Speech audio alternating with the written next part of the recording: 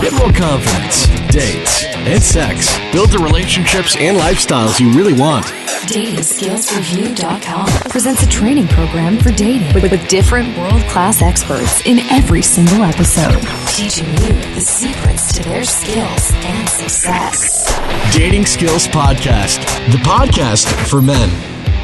Angel Donovan here, back with another episode 42 of Dating Skills Podcast. Today we're talking about getting women to chase you.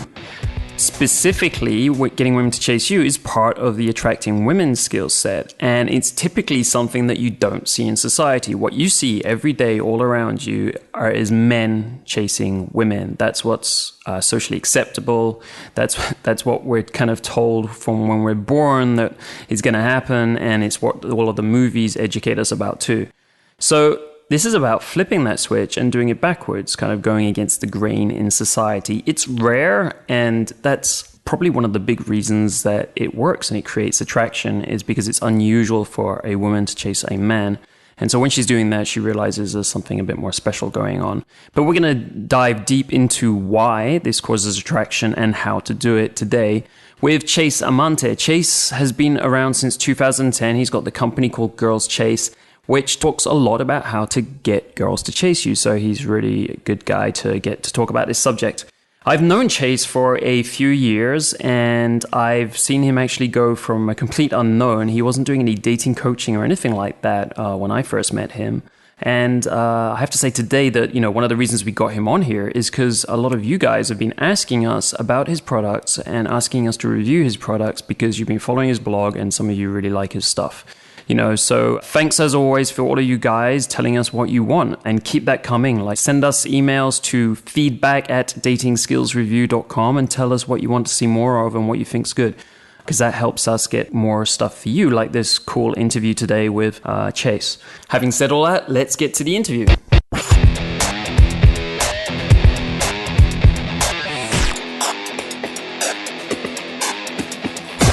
So hey, here's Angel Donovan with another episode of Dating Skills Podcast, and today I have with me Chase Amante.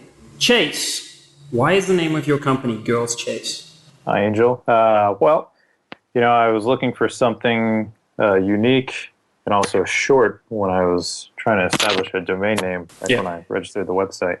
And one of my core concepts what I teach is getting women to pursue you, to chase after you, just because I feel like that makes things a lot easier and a lot more fun for both parties, the man and the woman. Yeah, totally. I know it's basically the theme we're going to talk about today. So we like to get to know our guests, because one of the things that we tell guys on the podcast is that you should really be looking to model people that have the type of experiences you aim to have in your own life and have already succeeded at the goals that you have in your life. So, first of all, to get to know you, where do you live right now? Where do you hang out, and why?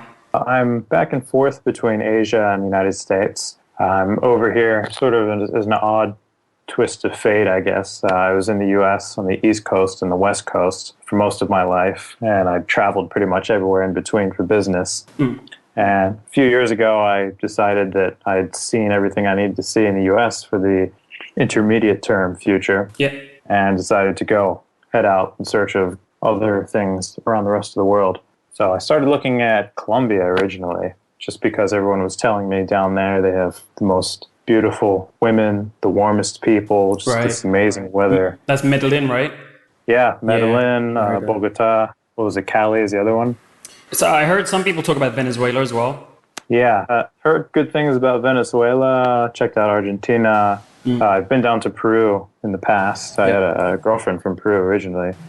But the one thing that I kept hearing about South America, and especially Colombia where I was looking, was if you go out at night, eventually you're going to get robbed by these banditos with knives. You get like 6 or 7 guys come up to you with a knife and say, "Give me your money." Right. So everyone's saying you should carry around a spare wallet with you to give to these guys, so that with a little bit of cash in it, so you save your real wallet. Yeah, that's a good technique. South America's always got that kind of like edgy security thing. Overall, I found, I've been in various countries like you. I'm in Mexico now, and if you play it safe, if you basically don't step into the wrong parts of town and you're aware of nighttime, then it's pretty much okay. Like I know, like Mexico right now, the main bar street where I am is not an ideal place to hang out at night. So it's probably similar to the places in Colombia from that respect. Yeah, sounds like it. Yeah. So how old are you? I am 30 years old. Cool. And what's your dating lifestyle like right now? What do you lead? What's a typical week rundown?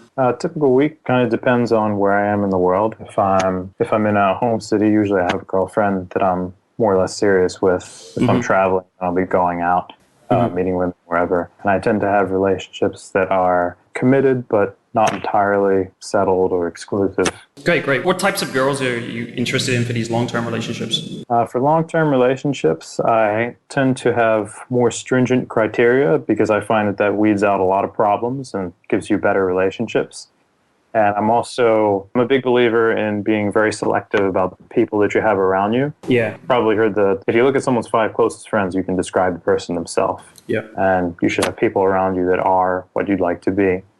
So when I select a girl for a long-term relationship or any kind of girlfriend capacity, I actually stopped doing friends with benefit relationships years ago, so that it's basically either one-night stands or girlfriends for me. And I can go into reasons for that if you're interested. But the criteria that I have for a girlfriend is she's got to be beautiful, otherwise I'm not going to really look at her anyway. She's got to be intelligent. She's got to have a master's degree or be in the process of getting her master's degree. That I find is a really easy way of screening and filtering women. If she's beautiful and she's got a master's degree, that takes care of a lot of stuff. She's smart, she's ambitious, she's able to focus on something for a given amount of time. Also, one of the things I like about women that this is probably won't apply to everyone. I like strong, independent women who don't need me and aren't going to form as strong an attachment to me. Yep. Because then you don't get situations where you're with a girl who can't be without you, and even if you change your minds later, you're kind of stuck because her life's going to fall apart if it's over. Yeah, there's that like caring about basically girls. You can get kind of hurt if you break up. It can be quite a horrible process if she can't let go easily and you're kind of moving on. It's not a nice thing to live through. Yeah. I guess that's what you're talking about. Yeah, and also for her. Oh, of course. I mean, but that's what I mean. Like, you're feeling for her because she's so hurt, and it hurts you because she's feeling so hurt, basically. Yeah. So what's the longest relationship you've had? The longest I've had with some breaks and breaking up and getting back together, which is another thing that I won't do anymore. It was 3.5 years. It was an ex-girlfriend. Actually, we were married for some of that time. Wow. Okay, that's interesting. Yeah. I didn't know you were married. You've done way more than experimentation with some of those things than I have. Indeed. Okay, so it's good you tick the marriage box. How did you find that? I mean, it's an interesting topic in itself. But is marriage for you, or is it not for you, or is it just it wasn't right for you that time? Well, I come from a more conservative background, so I'm not too uncomfortable with the topic. But my perspective on marriage is sort of that it's a social institution that's sort of there for other people. You're doing it to announce to other people, hey, we're together. My perspective on it is if you have a man and a woman on a deserted island and there's nowhere off the island and the two of them fall in love, they're not going to get married because there's nobody else there to watch it. They're just going to be together and that's it. So if you're getting married, it's a social thing, and it's just there for other people. So if I have a girlfriend that I'm pretty serious, like I was with the one that I ended up getting married to, and she needs it for social support reasons, then I'll say, okay, if you need to get married for social reasons, I'm fine with it. I don't really believe in marriage, but I'll do it for you if you need that and you want that. So in that case, we did. But I treated it like a boyfriend-girlfriend relationship even after marriage, and I told her that I would before we did that.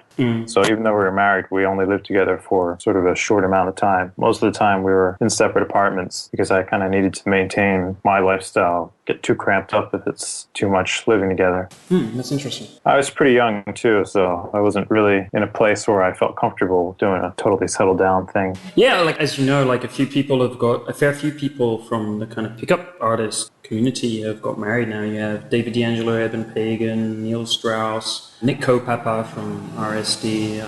There's quite a few people, obviously, because it's been around 15 years now, and as people have moved on with their lives.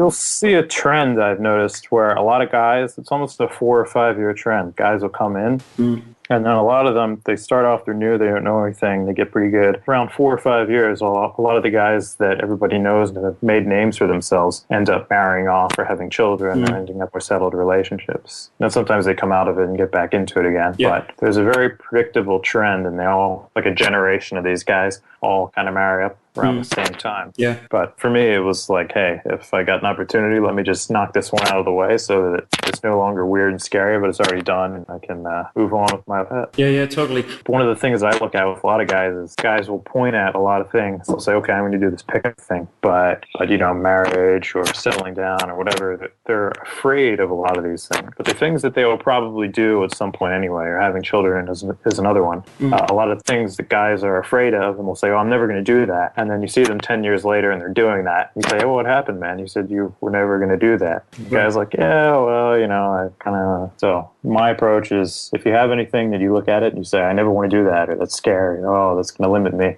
maybe think about trying to do that before life takes over and makes you do it on its terms. If you can do it on your terms, you've got some more control, and maybe you can do things a little more your way first. Yeah, it's difficult, that whole thing.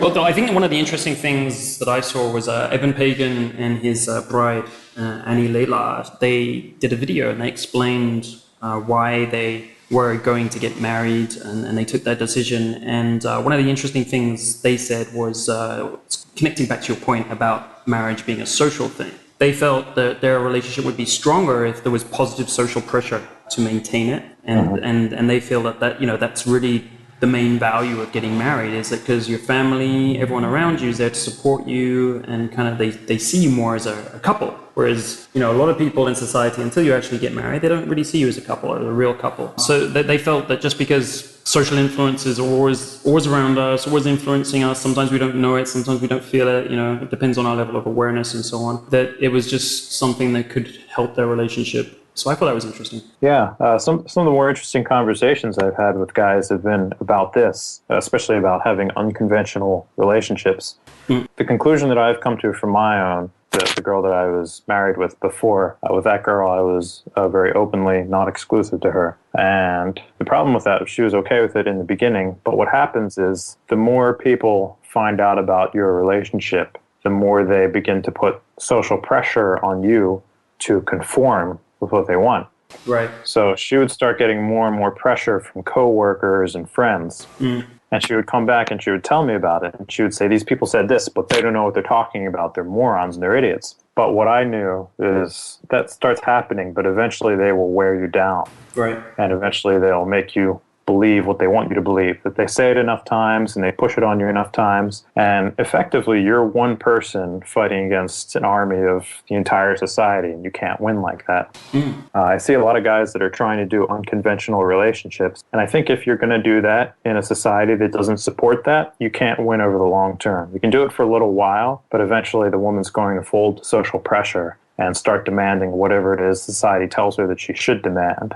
The conclusion I've come to is that you can't build a long-term, like a polyamorous harem or anything like that in a Western society or in any kind of society that doesn't support that lifestyle. Whereas if you look at maybe one of those fundamentalist Mormon sects, Church of Latter-day Saints, I think there's one in Texas, where they have men with 4 or 5 wives. There, because that's society, the women are very happy with this, and the women believe that this is what's right and correct. And probably if you had a woman who said, I just want one man to myself, she would get a lot of social pressure saying, no, you're wrong, you're missing out on sharing the parental duties, and she would start to feel like she needs to conform. Yeah. So there's a big element of what is society telling you that you need to do, and if you get married in Western society, you relieve a lot of that pressure. So back to what you're saying about what David D'Angelo and his bride were saying, that does make sense. You know, I agree with that. Overall, like the mainstream is definitely like that. However, what I have seen is that there are small pockets of communities, which also connects with the idea that you're looking for, like, who you select, right? Depending on the type of relationship you want, and potentially, you know, say if you're polyamorous, or say there's like specific definitions, you got to be careful about the girl you're bringing in and her community, right? The community around her, the 5 people around her. and the people working around her, which also like comes down to like, you know, what kind of a job does your girl have and stuff like that. But if you look at like certain industries and communities, like you have porn stars, obviously their outlook is very, very different when you talk to them. We had Marcus London on here previously, and you know, the way he described the whole porn star, you know, actresses and actors, how they look at things is very, very different, right?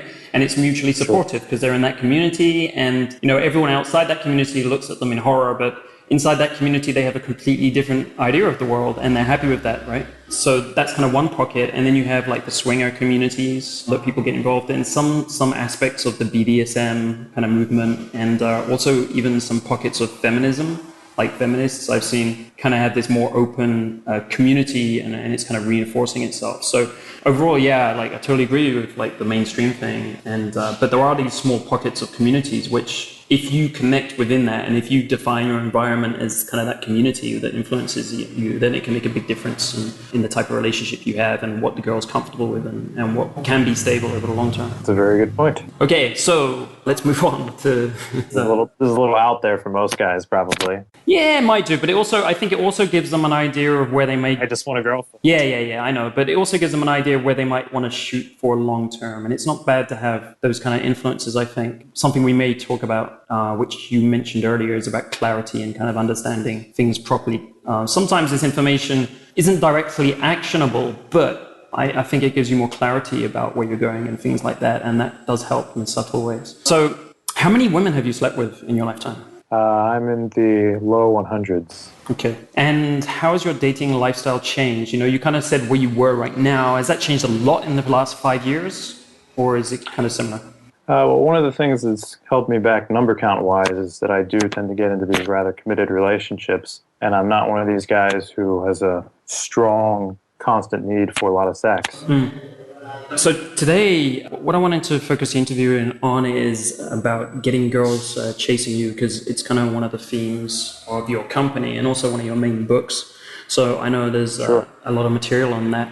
So like, first of all, like having girls chase us. Now that sounds like a lot of fun. It could be very flattering for our egos, but why is it important if we want to get better with women, if we want to have a better dating life? Why is this important? It's important to get the balance of power shifted into a chasing perspective. And chasing can have a lot of different shades, if you will. It doesn't necessarily have to be a girl calling you and hounding you desperately for a date or for sex or something like that, which is, I think, what some guys may think that I mean by that, which is not necessarily, you probably don't want that. That's kind of off-putting to most guys, I think, unless the guy is really needy or desperate or the girl is especially hot. Yep. The kind of chasing that we're talking about is more of the girl making subtle suggestions or saying things that implies that she's interested when you maybe haven't made that implication yet, or she's making subtle movements or making motions, making efforts to advance the interaction forward to the next step. And what that does for you is, one, that's getting her to buy in first before you've even done anything, which makes your life a lot easier because she's convincing herself and selling herself on you. Yeah. And it's also keeping that dynamic in your favor. There's never a dynamic where you're perfectly both exactly on the same page. There's always a little bit more chasing coming from you or a little bit more chasing from her, or there's a lot more coming from one of the partners. Yep. When you have the dynamic that's in your favor, then instead of her sitting back and asking herself, do I like this guy? Do I want this guy? Instead, the thought and the emotion that's going through her head is, oh, does he like me? Can I get him? And when you've got that dynamic set up, then you're in control. It's a lot easier to lead things the way that you want them to go, so long as you maintain that dynamic and keep things moving forward at a proper pace, that she doesn't feel like you suddenly switched and started chasing after her. Yeah. It makes things go more smoothly and a lot more likely to go in your way. Great. That's a great explanation. So would you say this is relevant to every guy out there? So like, I'm taking different situations here. There are like, you know, maybe you want to hook up for a one-night stand. Maybe you want to get a girlfriend, or actually inside the relationship itself. Is it applicable to all of these situations? Yeah, absolutely. Applicable in all of them. There are different ways that you would get chasing happening in each of them. One of the core components of it is one or another form of investment, which I think is probably another one of the things that you wanted to ask about. Yeah. Essentially, you can think of investment as any amount of effort, work that a girl is doing for you. It can be physical compliance, it can be you asking her for something or her actively doing something for you. It can be just emotional work of her thinking about you, worrying about you. It can be anything where she's spending time, effort, energy, or emotion on you. And the more of that she's doing, the more she's going to feel like she needs you, and the more she's going to tend to pursue you and chase you and try and lock you down and make you hers. And obviously, as you get more advanced, there's a balancing act, because if you have this too much, then you get girls that get very attached and very clingy to you, which you may not want as you get better with women. When you're starting out, this sounds amazing. Like, wow, if I could make a girl be that crazy about me, that would be great. But as you get more used to that, then you start looking at ways, okay, how can I get this girl interested enough, but not so interested that it's problematic later on. Right. And there's also this balancing act of you trying to get this girl to invest in you, trying to get her to chase you with a number of approaches that we can talk about in a minute, and her kind of rejecting that because it's too much. Do you call it attainability, or how do you explain that when you kind of push it too far? So there's this balancing act between how much you want to encourage her to chase as well. Yeah, attainability is a funny topic, and it's probably the hardest one for guys who are unfamiliar with to get their heads around. But it is related to value and to investment. And essentially, it's if a girl feels like she can get what she wants with you, then you're attainable. If it feels like it's a cinch for her to get that, it's really easy, then you're too attainable, you're not challenging enough, and she's going to lose interest. If it's too hard, if it's impossible, if she feels like she can't get what she wants with you, then you've got no attainability, and she'll do something called auto-reject, which is where she's going to reject you first to preserve her ego because she senses an impending rejection from you. That's sort of like the guy who sees a really, really hot girl, and he says, wow, she's so hot. And he walks up to her, but before he can even say anything, she puts her hand up in his face. And he turns around angrily and he says, she's just one of these stupid airheads. I would never want to date a girl like that anyway. And what he's doing is he's auto-reject. He's protecting his ego. He's saying, I wouldn't be interested in her. Girls will do that same thing with you if they start feeling like you're too hard to get and they can't get you. I think a lot of guys, or not I know, I've seen it over and over again, a lot of guys who are newer, intermediate, even advanced guys that don't get this concept view a lot of attraction is trying to continually pump their value. And they'll pump their value so high and they'll tease women so much that they're putting a lot of girls into auto-rejection, even sometimes really beautiful girls, really high-value girls. And they'll put these girls into auto-rejection and lose them. And they won't understand that that's what happened. They'll think that what happened was they weren't high-value enough. So then they'll go with the next girl and they'll try and pump their value up even more, tease the girl even harder, and then that girl will auto-reject even harder. And they'll look at it and they'll say, wow, these girls are really hard. In fact, all they have to do is be a little bit softer and be a little bit easier with the girl and make themselves more attainable. I totally agree with that. And this is something that actually got me stumped for a while when I was targeting much hotter girls. So it was about 5 years ago. I decided to up my standards, and I was in Montreal at the time in this club. I remember the one situation that broke it for me, and I never did this ever again. And we were in the club not for long, and I started talking to some girl. I kind of just walked up to her and talking to her, and she was immediately into me. But she was a bikini model, and she was amazing. She was very open-minded. She was just like kind of everything that I was looking for and I thought was outstanding for a dream girl kind of thing. So I just felt that it was, for my mindset at that point, it was not possible that she already was so into me and everything. So I kind of kept playing value and these other things. And it was so unnecessary, and I ended up losing her and it didn't work out. She was quite independent. She kind of pursued me a bit, but at one point she kind of just gave up. And that was unfortunately one of my big mess ups, but it taught me a huge lesson in this part. So what kind of signals could we give to guys that they're doing too much attraction value and trying to get girls chased too much? What would be a signal that they've gone overboard with this? They're getting warmer receptions early on, and then they're getting cold receptions after that. Yeah. That's almost always a sign that they're putting girls into auto-rejection. If she starts warmer and gets colder, that means you're doing something very wrong. And usually it's a pretty quick fix. One of the biggest pieces of advice that I give to guys is move faster. As soon as you see an opening, you've got to push and move things forward.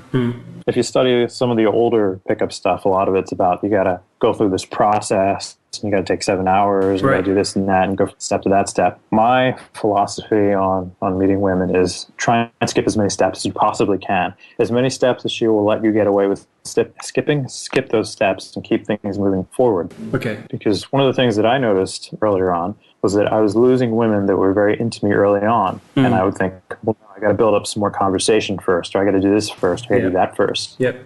And this girl who previously had been very warm and very receptive would then get cooler and colder and then disappear, go off with her friends or whatever.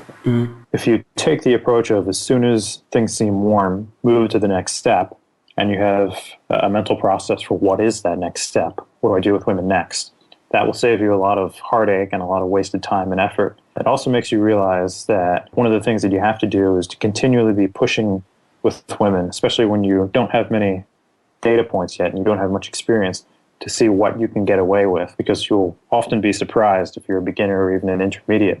A lot of guys think they have to wait a certain amount of time because girls are conservative and they need to be won over and these sorts of things. But most women you can actually move surprisingly fast with. Women will move with you right away after you meet them if they like you.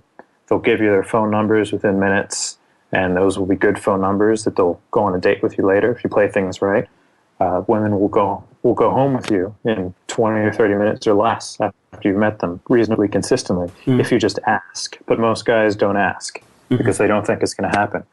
And because they never ask, they never find this out. They don't realize that this is possible or achievable. And the other thing that you discover by getting into the habit of pushing those limits and seeing what you can get away with, and a lot of times you'll try things that you think are never going to work, only to be surprised that they do work. And you'll say, well, she just said she's going home with me, but we just met. Like, I didn't even realize, it didn't even feel like we're okay, I guess we're going home together. The other thing that you'll realize is that there's a big difference between the reactions that you get from women and the results that you get from them. Because you'll get some women who are acting very, very flirty with you, and they'll be touching you and laughing at all your jokes, complimenting you and telling you how hot and wonderful you are. But when you try to get them to go sit down with you, or you try to get a phone number, or you try to take them home, they play it very coy. And a lot of times what that is the girl's not actually interested, but she's using you for attention because you're an attractive guy, and it feels good to her that you like her, but she's just not that interested. And you'll get other women that don't give you these signals at all, but when you ask them to come with you, they do. When you ask them to give you their phone number to meet up with you on a date, they do. When you ask them to come home with you, they do.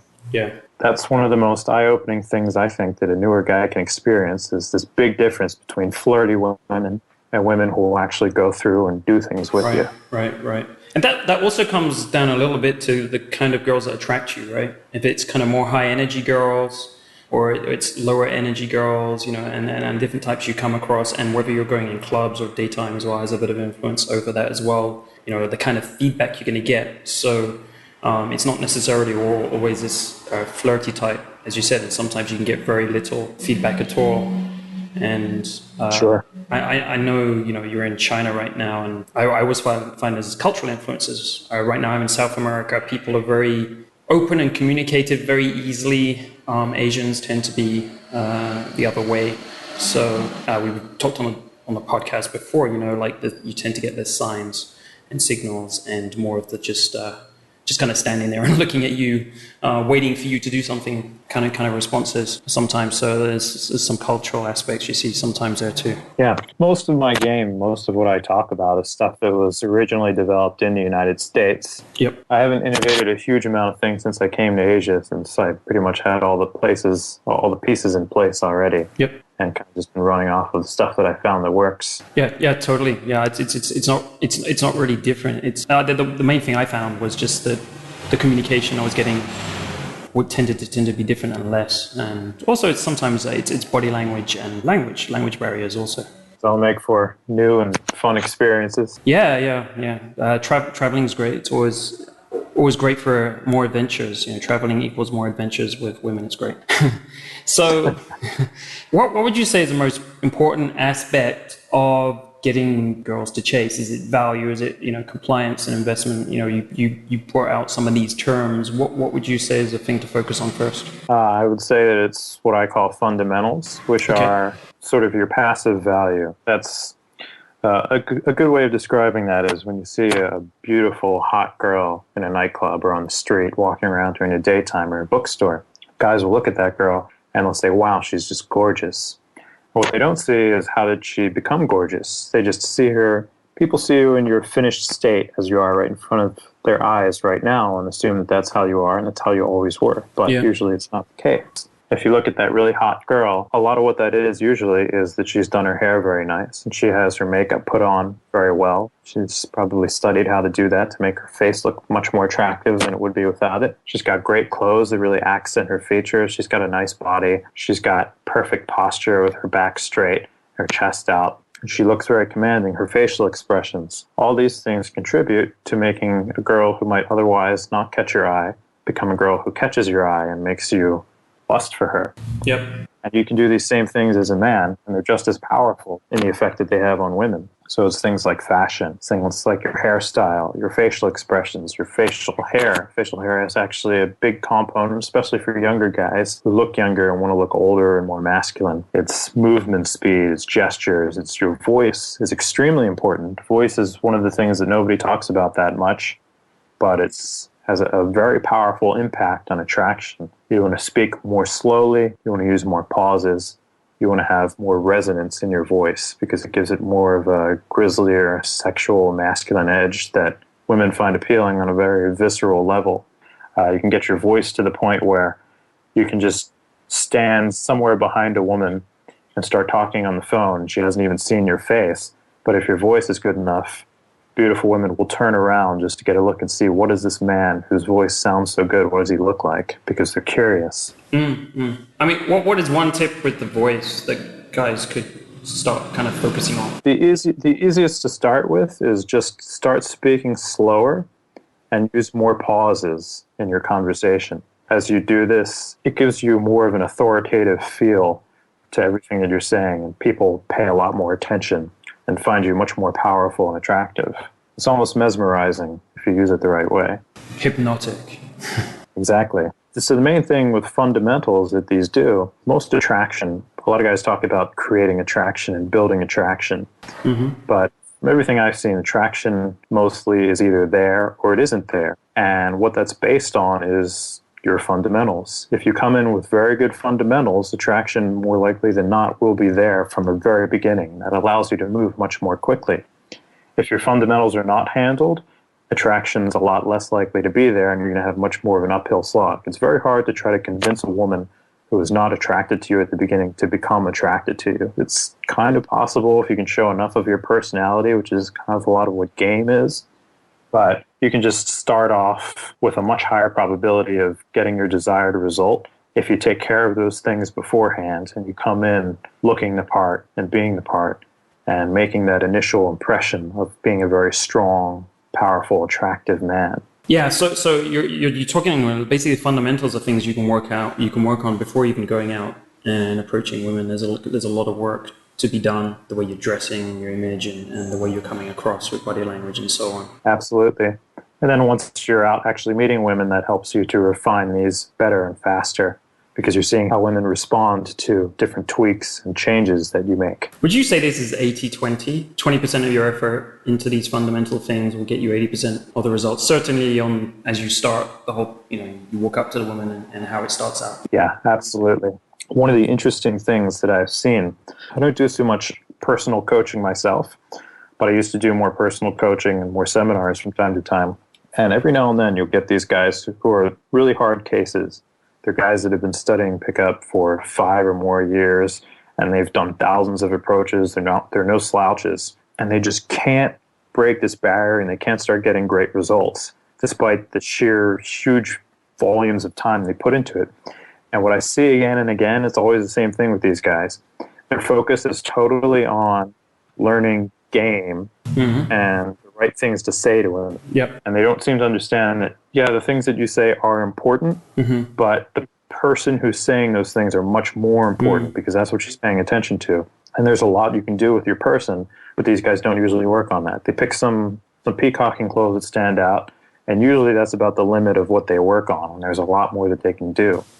So yeah, certainly that's the 20 that makes the 80. Yeah. They've kind of lost before they've even started, unfortunately. You know, they really put themselves on an uphill climb, and they don't even realize it. And the reason guys don't work on this stuff is because just naturally we think that it's what we're saying, it's what we're doing when we're actually next to the girl that's making a difference. And we don't think about the things before which are less tangible and don't seem as directly related. But this is all true. So in terms of getting her to chase, then you've kind of mixed the terms of attraction and getting her to chase. Is it the same thing? It can be, definitely.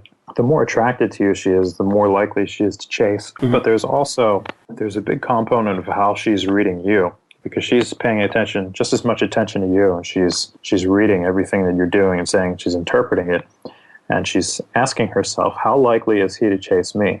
So she's very into you, but she thinks that you're going to chase after her. She will lean back and wait for that, because that will build her value up. But if she's very into you, but you're kind of relaxed and you're just there talking to her, but you're not putting in a huge amount of effort, she's going to start to worry, well, I really like this guy, and I feel like it could really go somewhere, but maybe I should give him a little bit more. I should put in a bit more effort so that he knows to go for me. I should make sure that I don't lose him. And she'll start putting in a little bit more effort and a little bit more effort and a little bit more effort to make sure that you stick around and stay interested in her. And if you're maintaining the right balance of value and attainability, and you're continuing to get investment from her, and you're not chasing her, then she'll do that. You can't completely lean back. You have to give her a little bit, or she'll start to auto-reject and feel like you aren't interested. But if you're just giving her enough to feel like you're attainable, then she'll begin to pursue, because she wants to move things forward. Yeah, it strikes me, one of the things you mentioned there is that she starts to worry a little bit, right? She's uncertain of your interest. And worrying, and one of the things you say in your book is ruminating. When we ruminate, we're thinking about something kind of in a circle. We keep thinking about it, keep thinking about it, keep thinking about it. And that's a lot of emotional investment. And worrying is basically ruminating. So it's this emotional investment, so something becomes bigger in your mind and more important. So even before she's doing any outward signs of investment, like trying to talk to you more, trying to get your attention more, focusing more on you, there comes that emotional investment, which is actually already taken place beforehand, just by this kind of aspect of worrying. Is that kind of like the process of what you see it? Yeah, absolutely. The mind is where all this is decided. If you look at guys who are beginners, they're the ones that are doing the worrying. They're sitting there with a woman who may be attracted to them, but they're the ones who are chasing. They're pushing to move things forward while she leans back and lets them work for her. All we're doing with this is switching the dynamic. You get them to be the ones who are worrying, the ones who are unsure. They know that you like them, but are you going to move things forward or not? So they want to make sure that you do, and they're going to try and help you to do that. Right. And one of the tools, as I understand it, that you're using to get investment is compliance, right? It's kind of a way of encouraging. You encourage her to comply with something, and you encourage her to get more invested. That's right. Could you give us examples of that? Sure. Some of the most simple examples of compliance. One would be when you first go up and you meet a girl and you introduce yourself, and she introduces herself back. You take her hand and you can just hold it for a moment as you start talking to her. And a lot of times, if the girl is attracted to you initially, she'll just leave her hand there in your hand. And that's compliance, because she's leaving her hand with a stranger. First she's giving it to you, and she's just leaving it there, which is a little bit of initial compliance. Right. There's things like, one of the things that I suggest that guys do as soon as they can into an interaction, 10 minutes at the latest, but ideally much sooner, is move a girl. If you meet a girl on the street, for instance, you should try and move her within 30 seconds to 2 minutes, just so that she's locked in to talking to you. If you meet her in a bar or club, within 10 minutes, assuming you meet her standing up, you should have her come sit down with you. What moving with you does is it gets her to consciously commit to the interaction. So she's investing in it, and she's also saying, okay, I'm moving with this guy because I want to continue to talk to him. If you don't get that kind of investment, if she doesn't comply with you, even if she liked you and would have done that, Yeah. She starts to wonder to herself, okay, I'm just standing here with this guy.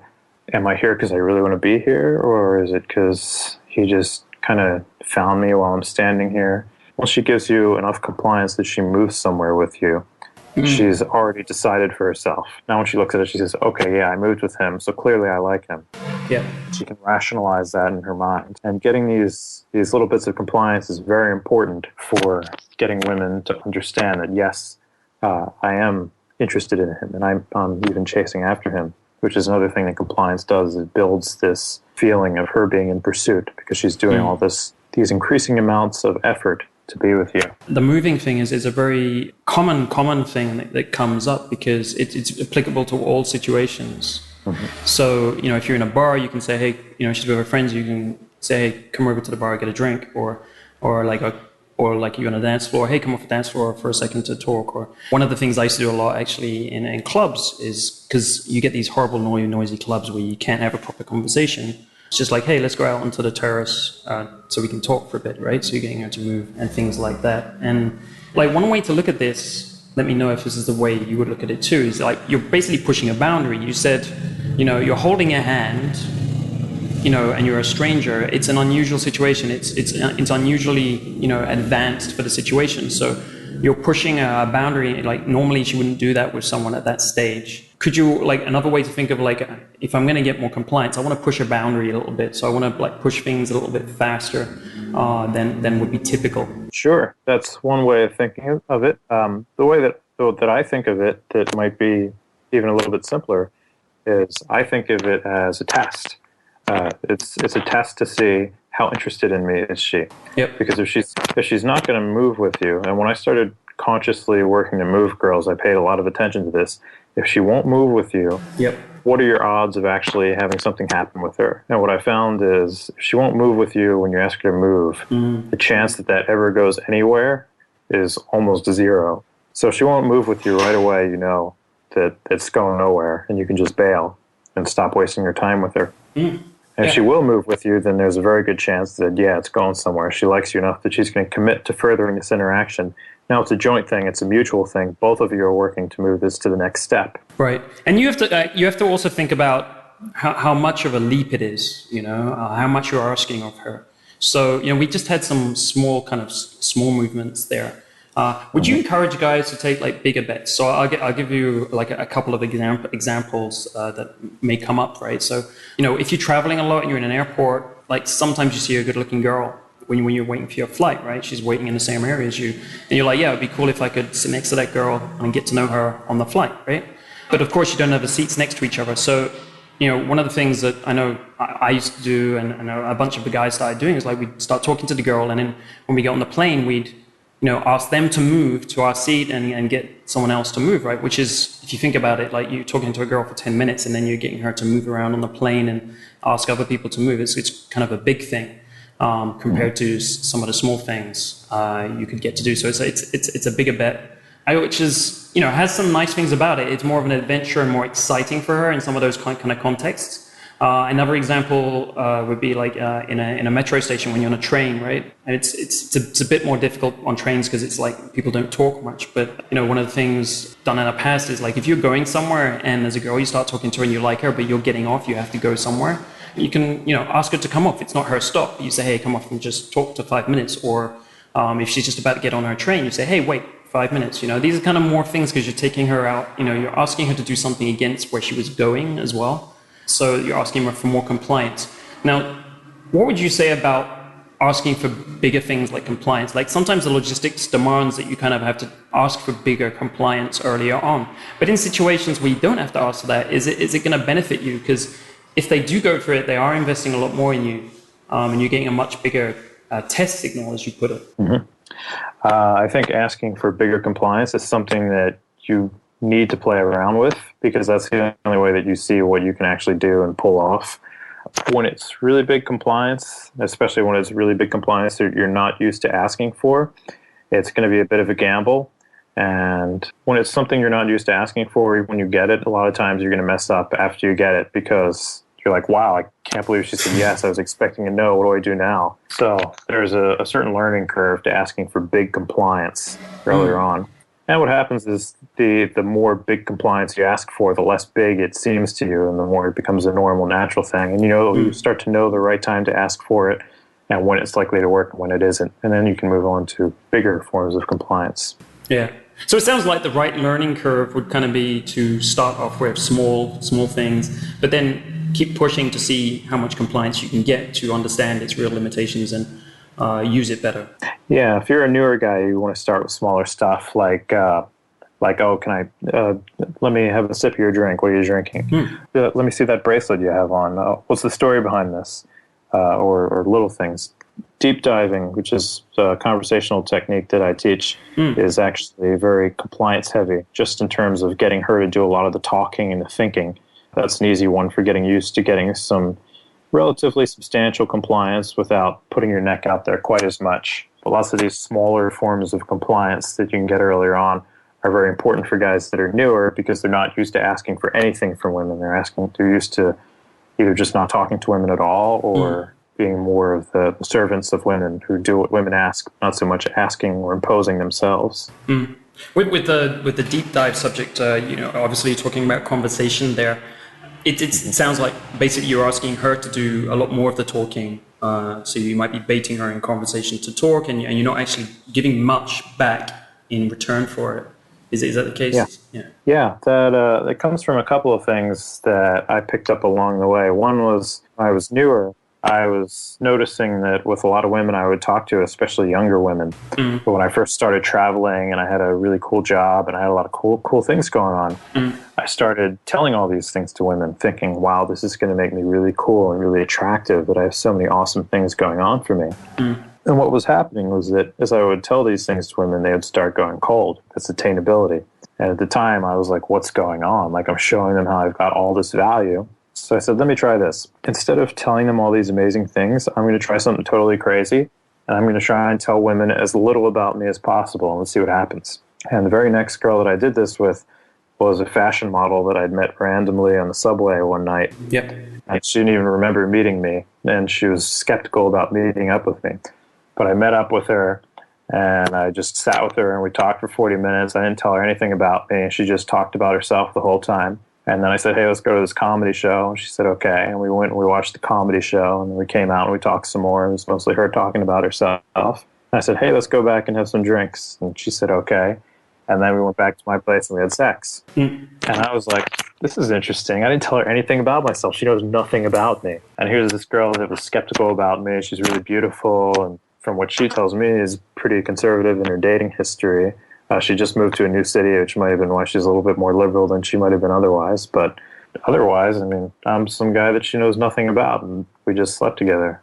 I started doing that a bit more. And then I read something. I like reading research, especially sociology and psychology and neuroscience research, because there are always little interesting things in these studies that you might not have thought of before. And one of the things I read was they found that when people are having a conversation, how connected you feel to someone else has nothing to do with how much you know about them, and everything to do with how much you feel like they know you. So if you and I are talking and I tell you all these wonderful things about myself and you tell me nothing about yourself, I'm still going to come away from that saying, wow, Angel and I have this great connection and we really get on really well. We really bonded, even though I don't know anything about you. I also had a girlfriend at the time who was really good at doing this with people, and I watched what she did. I started doing it myself. And so I put together what I call deep diving now, which is all about getting to know a woman very quickly without telling her very much about yourself. I also saw some research recently that found that by asking the right questions, you can get to know someone better and form a stronger, more intimate bond with them in 1 hour of talking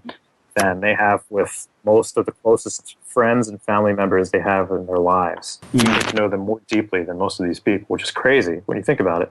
You can have someone that you've known for 20 or 30 or 40 years, and if you know how to connect and ask the right questions, you can meet that person and get to know them more deeply than these people that have known them for decades. Yeah, this is very powerful. So just to clarify, basically you are asking them questions that are more intimate.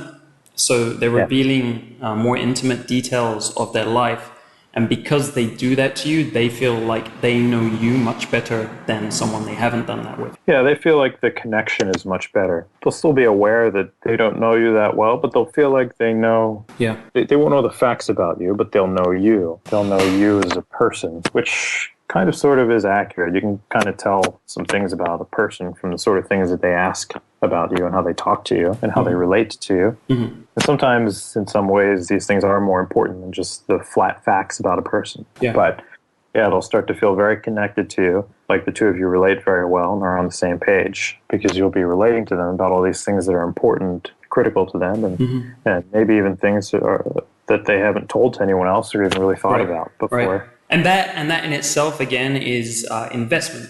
They are giving you things that they don't normally give to other people. So kind of connecting back, it's not something that they normally do. So the fact that they've given you this information is also an investment. Which, it's kind of like relative, right? If they're giving you more than they're giving other people, then they're more invested in you. Yeah. Deep diving, I didn't start realizing it until I already had the system in place, but it actually serves a lot of purposes that traditional pickup is designed to serve, and makes it a lot easier. This investment, the other thing it does is it's very hard screening. The example I like to use is a very simple topic of what do you do? What most guys will do is they'll ask about a topic, but then they'll just move on. They won't dive into it very deeply. So a guy will say, well, what do you do? And she'll say, I'm a paralegal. And she'll say, what do you do? And he'll say, I work at a vet's office downtown while I'm still in school. And then he'll say, where are you from? And she'll say, I'm from here. I grew up here. Where are you from? And he'll say, I'm from the suburbs, but I moved here when I wanted to go to university. And they've just moved on from the whole job topic without going into motivations or any of that stuff. Yeah. So what I'll do is I'll say, what do you do? She'll say, I'm a paralegal. And I'll say, oh, that's interesting. How do you like it? And she'll say, oh, it's okay. It pays the bills, I guess. And I'll say, oh, if it's just okay, well, how long have you been doing it for? And she'll say, I've been doing it for 6 years. And I'll say, well, if it's just okay, how come you've been doing it for 6 years? Why aren't you doing something more interesting that you find more exciting? And that right there is actually a screen, because now you're making her think, oh, wait a minute, I just told him that I'm putting my lifeblood into something that I'm not really all that crazy about. So now she's going to answer your screen of, the implication is, why are you this dispassionate person who's not chasing down her dreams? So then she's going to explain to you her background and how she got into that. And she'll say, well, I really wanted to be riding horses for a living and doing equestrian competitions, but my father was really insistent that I get something in law because he was a lawyer and the family tradition has been to be in legal practice. So I became a paralegal. And you'll say, no way, that's crazy. So you really wanted to be riding horses, but you're a paralegal. Do you have any plans of continuing to ride horses? Or are you going to ride horses at some point once you save up enough money for law firm adventures, or what's happening with what you really want to do? So that's you're digging deeper. That's why you call it deep dive. And what you're really doing is trying to find out why. You kind of like why, and you're posing more questions to actually understand the why behind it. Like the 3-year-old kid who's realizing that the emperor has no clothes, and you're going to ask these questions. All these people are living their lives and running their routines. They're kind of like robots that they don't want to be, but somewhere along the line they got off track from what they really want to do with their lives. And the kid is going to point that out and say, hey, you're not doing what you really want to be doing. Why is that? And they're going to say, that's a good question. Well, here's the path that I follow. And then at the end of that, you'll encourage them and you'll say, well, I think you can do it. If you want to, you certainly have the possibility. And then you've bonded over this. You've seen something about them that no one else has seen. You realize that they're not doing what they really want to be doing, but you believe that they can do it, which is kind of a nice thing. And you should actually believe that people have the potential to do anything they want to do, which I do. I think if you believe that, you can communicate that very easily. Well, this is all great stuff, and I know this whole compliance and investment subject is a lot bigger, and we've only really kind of touched the surface a little bit on it. But I hope I hope our users have got a clear idea of what it's about, what it can do, and some of the practical examples of that. To finish off our conversation today, what I'd love to do is we always do this because it's a great way to finish off. We ask everyone, what are your top 3 recommendations, like to get a guy started out from zero who wants to get better with women as fast as possible? What were the top 3 things you would recommend that he does? Top 3 recommendations are: one is work on your fundamentals first and foremost. That is everything from fashion, hairstyle, facial hair, facial expressions, posture, voice. Study movie stars, study actors that you know that women say are really sexy, and look at those guys and say, how can I be like that guy? Especially study movie stars and actors who really appeal to you personally and who feel like they're closer to the style that you are or that you'd like to be. Try and tailor yourself to that way. And for clothes, for hairstyle, find people whose opinions you respect. Not a girlfriend, because girlfriends will subconsciously try and make you less sexy. But a girl who's not viewing you as a committed partner, and get their opinions on what looks sexier. My second thing would be setting goals. This one's really important. This one will keep you motivated, and it will give you something concrete to target. A lot of guys, especially when they're new, will go out and they'll get stricken with approach anxiety, and they'll say, I can't do it. Because what they're thinking about in their head is, oh my God, I'm going to talk to this girl, and it's got to go great, and I got to get a phone number and a date, and if it doesn't go great, then it's horrible. If you have a little piece of paper, and on it you've written down 2 or 3 goals for the outing, for the day or for the night, then when you're going out, instead of worrying so much about approach anxiety, and you'll still have some of that, but a lot of your mindset is actually going to go to thinking, okay, tonight, I've got to go talk to 6 girls tonight before I can go home. I'm not allowed to go home until I've done that. Or today, I have to ask 2 girls for their phone number. They don't have to say yes, but I have to ask no matter what I do. And otherwise, I just got to keep walking around until I do it. If you have that on the paper, it relieves a lot of the approach anxiety, and it gets you targeting and working on things that you need to work on. And then later you're going to go home and you're going to say, okay, I've got this handled. Now let's set out the next thing for me to work on. And by doing that methodically, you're able to improve all your weak areas and get faster a lot better. And then the third one is just set a routine for yourself to go out. Because when you're newer and you're not getting consistent results with women, it can feel a lot like work to go out because it's not as enjoyable. It becomes more enjoyable when you start getting results, and then it becomes something that you want to do. But until you reach that point, you have to push yourself to go out. And the best way to do this is to offload the thinking and the planning so that you don't have to do that every time. If you say, okay, on Saturday, I'm going to go out to XYZ Street and go talk to girls. So Saturday, you're going to wake up and you're going to say, I'm kind of tired today. Why don't I just have a late lunch and I'll do that later? And then you have your lunch and then you're feeling kind of full and you're like, you know what, let me watch this movie or call my buddy or play some video games and I'll go out a little bit later. And then the whole day goes by. Whereas if on Thursday you're sitting there in school or in the office and you say, okay, Saturday at 12:30 in the afternoon, I'm going to leave my house and I'm going to go to this street and I'm going to walk around until I approach 6 girls. And you mark that on your calendar, you're a lot more likely to do that because you're going to wake up on Saturday and say, I don't want to go out. And you say, well, at 12:30 I have to leave, so I guess I better get ready.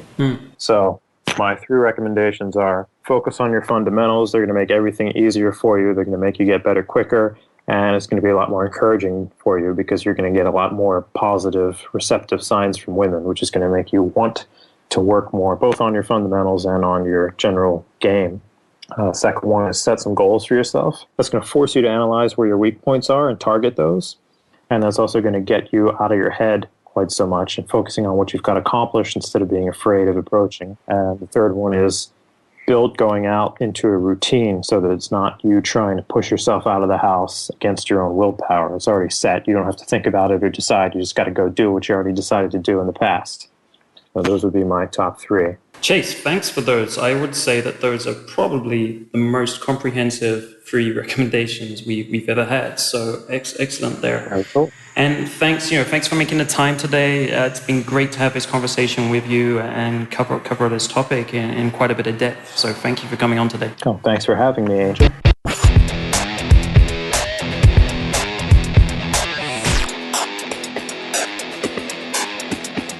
To get today's show notes, including the transcript of the interview and links to anything we mentioned on the show, go to datingskillsreview.com/DSP42. That's /DSP42. You've probably noticed that over the last month, I've been running an experiment to give away free bonus coaching with each of the podcasts. The reason I started this is because we get a lot of questions in email about, the current problems that you have, mostly about not being sure what the next step is or where you're stuck and not being sure how to get unstuck.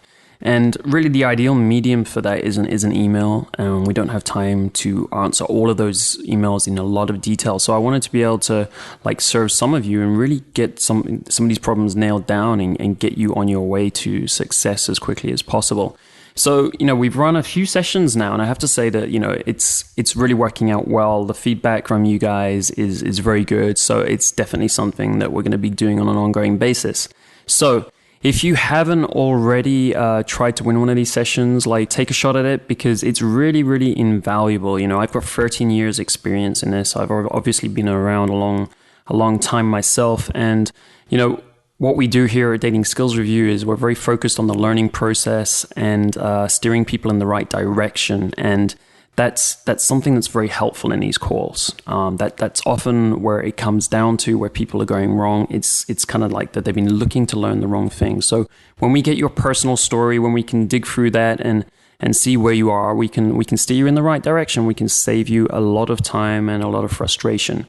So, take your shot at it. It's really easy. All you have to do is answer one of the questions in each of the weeks that we give out. So this week, the question is, what is one thing you will change about how you attract women that you learned from today's interview with Chase? So to qualify for bonus coaching, to get an opportunity at getting this, all you have to do is post your answer to that question in the comments on the podcast page on datingskillsreview.com. So if you go to datingskillsreview.com/DSP42 and click on comments, then you just write your answer in there. So again, the question is, what is one thing you will change about how you attract women that you learned from today's interview with Chase? And I'm simply going to take the best comment that we see over the next week, and I'll be picking it on Friday, the 20th of September. And if you're picked, I'll simply reach out to you by email to schedule that call in.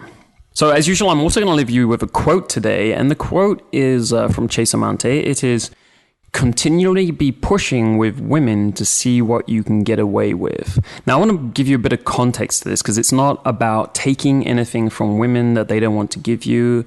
The point is really that most men don't see when women are ready. So what they do is they hold back and they don't act because a lot of men, a lot of the people, especially we have on this podcast and stuff, they've got a background of being a bit too nice with women, a bit too shy. So the problem is that you're really not aware of when the woman wants you to take action. And the only way to learn about that is to try. It's simply to act. Because then you will get feedback from her, good or bad. If you're pushing too fast, you'll get some negative feedback. It's all good, right? It's about learning and experimenting. So with a bit of experimentation and trying, you'll get better calibrated to reality.